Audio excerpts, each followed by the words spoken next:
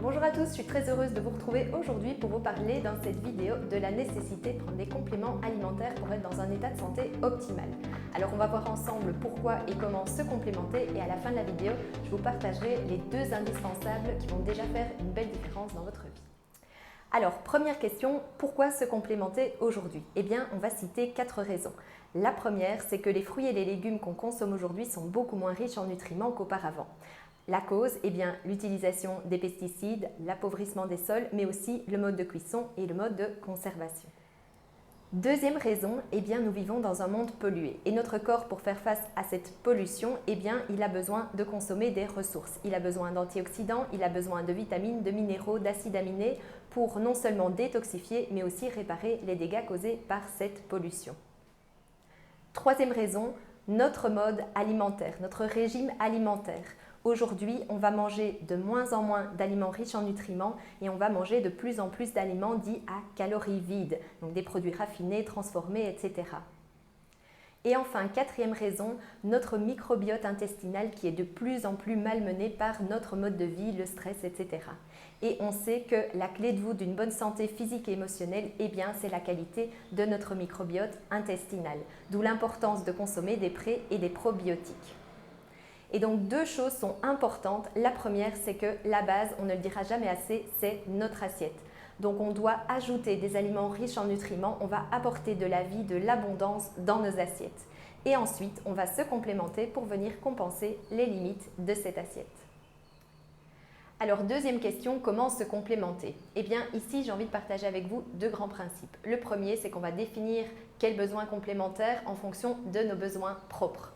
Donc, lorsqu'on va faire une consultation en naturopathie, eh bien, on va faire d'abord un état des lieux. On va passer en revue pendant 1h30 à 2h les antécédents familiaux et personnels. On va passer en revue les déséquilibres au niveau du mode de vie, de l'exposition toxique, au niveau de l'état osseux articulaire, au niveau de la fonction digestive, au niveau de notre peau, au niveau de notre état psychique et émotionnel, etc. Et sur base de tous ces déséquilibres, on va pouvoir identifier quels compléments alimentaires sont nécessaires pour venir corriger ces déséquilibres.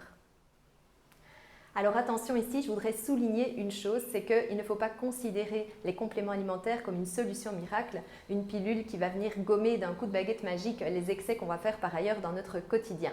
La base, encore une fois, je le répète, c'est toujours revisiter notre assiette, revisiter notre hygiène globale de vie et ensuite venir se complémenter.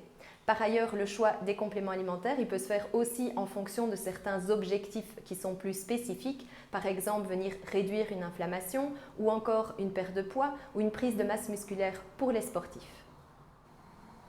Alors, deuxième grand principe, c'est de toujours se faire conseiller par un professionnel pour le choix des compléments alimentaires. Pourquoi? Eh bien, parce qu'il y a certains critères à respecter pour avoir des compléments alimentaires de qualité.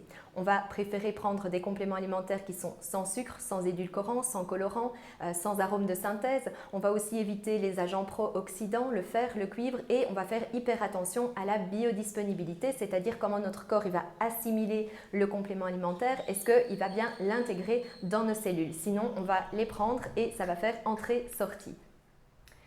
Alors troisièmement, voyons enfin deux compléments alimentaires qui peuvent déjà nous changer la vie. Le premier, c'est la vitamine D. On peut considérer que sous nos latitudes en Europe de l'Ouest, eh bien, on est tous carencés en vitamine D.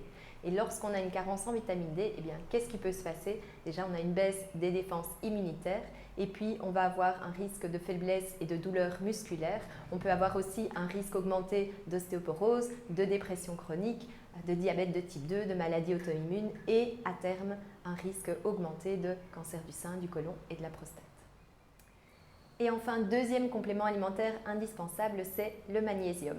Alors aujourd'hui, à nouveau, on peut tous considérer qu'on est carencé en magnésium et les besoins en magnésium, ils vont augmenter également si on fait du sport, si on transpire beaucoup, mais aussi si on est stressé puisque le stress va provoquer une fuite de magnésium dans les urines. Alors si on manque de magnésium, qu'est-ce qui va se passer? Qu'est-ce qu'on risque? On peut avoir des crampes musculaires, on peut avoir des troubles du rythme cardiaque, on peut avoir de l'hypertension, on peut avoir de la fatigue, de la constipation et puis aussi à terme un risque accru d'infarctus et d'AVC. Alors comment choisir son magnésium?